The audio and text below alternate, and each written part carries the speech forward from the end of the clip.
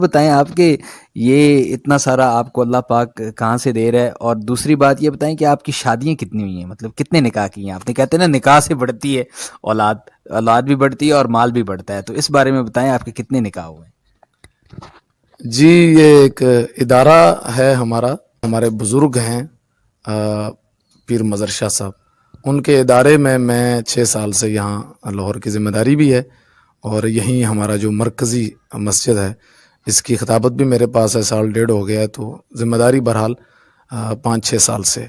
تو یہ گاڑیاں پھر وہی ادارے کی وہ ہوتی ہیں، بہرحال گاڑیاں نہیں ہوتی ہیں، ایک آدھی گاڑی ہوتی ہے.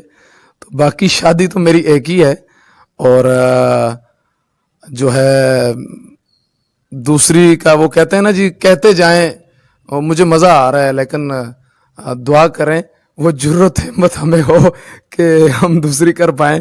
لیکن یہ ہے کہ مجھے اللہ نے محبت کرنے والی بیوی اور بچے اور خاندان اور ساس سسر ایسے دیے ہیں کہ ضرورت نہیں ہے. مفتی صاحب یہاں ایک سوال بنتا ہے کہ آپ کی شادی لو میرج ہوئی ہے یا ارینج میرج ہے؟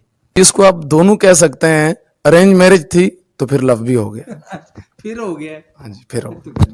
جو آج کل کے نوجوان ہیں، امت مسلمہ ہے، اس کو آپ کیا پیغام دینا چاہیں گے؟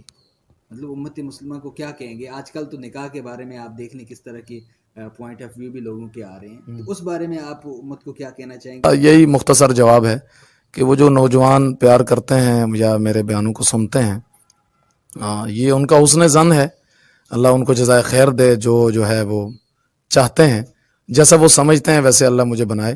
اور یہ چیزیں اس سے نہیں آتی، قابلیت سے نہیں آتی ہیں، میرے خیال سے قبولیت سے آتی ہیں. امت مسلمہ کو یہ پیغام ہے کہ من صاف کریں تو تن صاف ہو ہی جاتا ہے.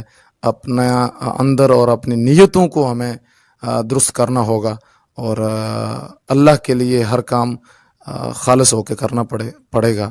اگر یہ ہم کریں گے تو انشاءاللہ اللہ اپنا کرم بھی کرے گا، دنیا بھی بہتر کرے گا، آخرت بھی بہتر کرے گا. بہت بہت شکریہ مفتی صاحب، آپ نے ہمیں وقت دیا، اللہ آپ کو جزائے خیر دے. یہ تھے جی ہمارے ساتھ مفتی فضل الرحمان صاحب، جن کو ہم پہلے مفتی زبیر یوسف مدنی کے نام سے پکارتے تھے، اور آئندہ ان کا جو ہمیں اصل نام بھی پتہ چل گیا، مفتی فضل الرحمان صاحب. تو اللہ پاک ان کو جزائے خیر دے. انہوں نے بڑی اچھی اچھی باتیں ہم سے شیئر کی اپنی پرسنل لائف کے بارے میں. تو کمنٹ میں مجھے لازمی بتائیے گا کہ آپ کو ان کا انٹرویو کیسا لگا، اور اپنی رائے لازمی دیجیے گا. اور اگر مزید ان کے بارے میں کوئی آپ نے سوال پوچھنا ہے تو کمنٹ سیکشن میں مجھے بتائیے گا. انشاءاللہ دوبارہ وقت ملتے ہی ان سے دوبارہ ملاقات ہوگی. جزاک